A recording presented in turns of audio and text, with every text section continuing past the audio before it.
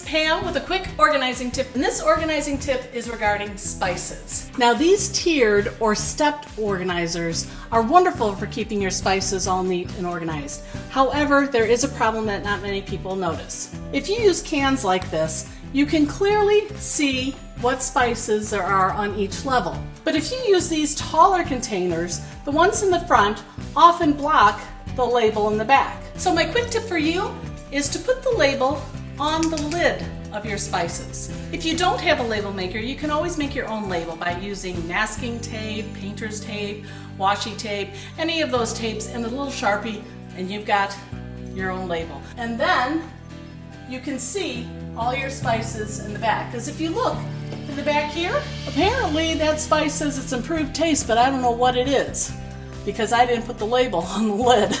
Okay, so that's my job for today. Okay, hope you found this tip helpful. I'm Pam with Organizer Easy 911. Thanks for watching.